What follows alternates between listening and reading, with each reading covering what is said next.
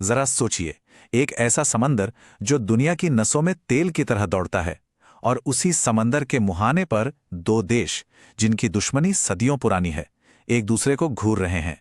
उस दिन दुनिया की सांसें अटकी हुई थी, क्योंकि तनाव सिर्फ हवा में नहीं था, बल्कि एक ऐसी चिंगारी भड़कने को तैयार थी जो पूरी दुनिया को अपनी आग में झोंक सकती थी।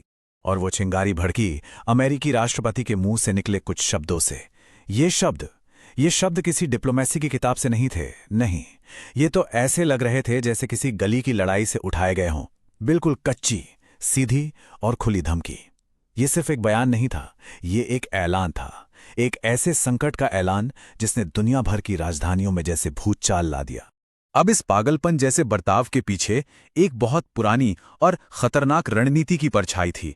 इसे कहते हैं मैडमैन थ्योरी, मतलब एक ऐसा दांव जिसमें कोई लीडर खुद को इतना अनप्रिडिक्टेबल, इतना सनकी दिखाए कि दुश्मन को समझ ही ना आए कि अगला कदम क्या होगा, और वो बस डरकर पीछे हट जाए। लेकिन दुनिया के मन में सवाल ये था कि क्या ये वाकई एक सोची समझी चाल थी, या फिर दुनिया की सबसे बड़ी ताकत सच में एक ऐसे लीडर के हाथों में थी जिस पर किसी का कंट्रोल नहीं था।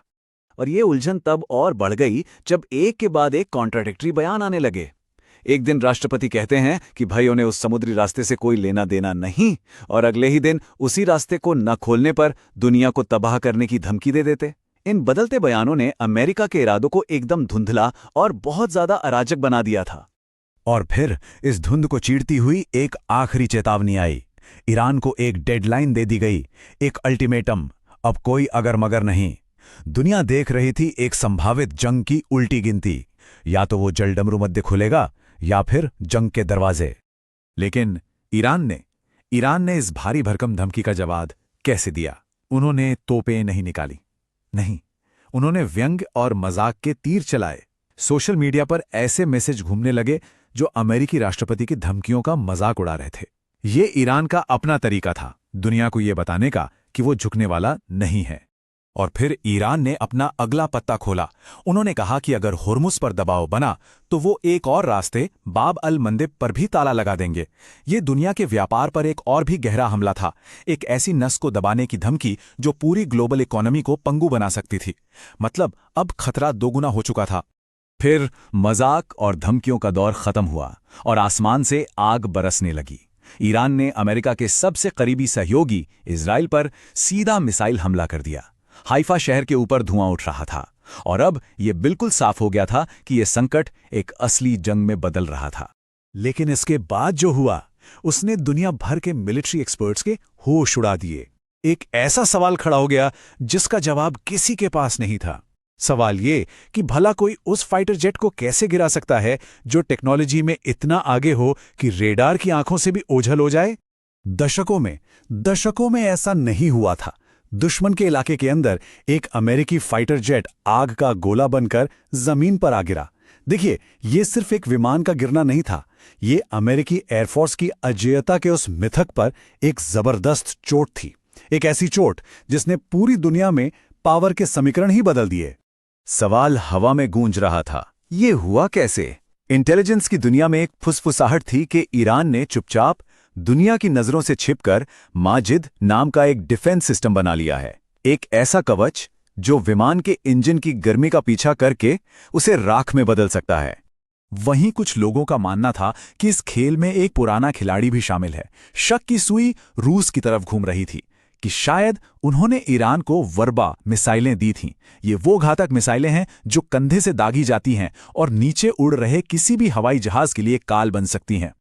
और एक और भी डरावना अंदेशा चीन की तरफ इशारा कर रहा था कि अगर चीन के आधुनिक HQ-9B सिस्टम का इस्तेमाल हुआ था तो इसका मतलब यह था कि यह सिर्फ अमेरिका और ईरान का झगड़ा नहीं है, बल्कि यह अमेरिका के खिलाफ एक नए ग्लोबल टेक्नोलॉजिकल गठबंधन की शुरुआत है। इसी बीच ईरान के आसमान में अमेरिकी हेलीकॉप्टरों और जेट्स का एक झुंड मंडरा रहा था।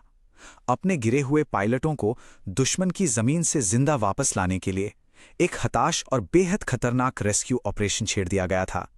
ये वक्त के खिलाफ एक ऐसी दौड़ थी जिसमें हर पल जान का खतरा था।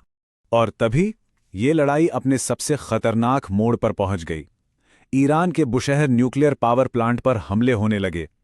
अब यह जंग सिर्फ सैनिकों तक सीमित नहीं थी, ये एक ऐसी रेडियो एक्टिव तबाही का खतरा बन गई थी जो हवा और पानी में जहर घोलकर पूरे इलाके को सदियों के लिए बर्बाद कर सकती थी। ये आपसी विनाश का पागलपन था। एक तरफ बुशहर पर हमले हो रहे थे तो दूसरी तरफ खबरें आ रही थीं कि ईरान इजराइल के गुप्त डिमोना न्यूक्लियर ठिकाने पर जवाबी हमले की तैयारी कर रहा है। दोनों ही पक्ष अब एक दूसरे के सबसे संवेदनशील और सबसे खतरनाक ठिकानों को मिटाने पर तुले थे। और इसी तनाव के बीच ईरान की तरफ से एक बहुत रहस्यमयी चेतावनी आई। हमने तुम्हारे लिए एक सरप्राइज तैयार रखा है। ये सरप्राइज क्या था? कोई नया हथियार या फिर वो सबसे बड़ा डर कि क्या ईरान ने दुनिया से छुपाकर अपना खुद का परमाणु बम बना लिया था? जब दुनिया तबाही के मुहाने पर खड़ी थी, ठीक उसी वक्त पर्दे के पीछे डिप्लोमेसी की एक आखिरी हताश कोशिश चल रही थी।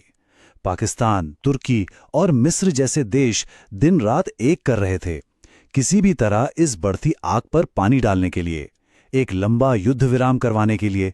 धमकियों, देरी और अंतिम चेतावनियों का वो लंबा सिलसिला आखिरकार उस आखिरी डेडलाइन पर आकर रुक गया। वक्त तेजी से रेत की तरह फिसल रहा था और पूरी दुनिया ये देख रही थी कि क्या डिप्लोमेसी की ये पतली सी डोर इस तूफान को रोक पाएगी या फिर युद्ध का ऐलान होकर रहेगा।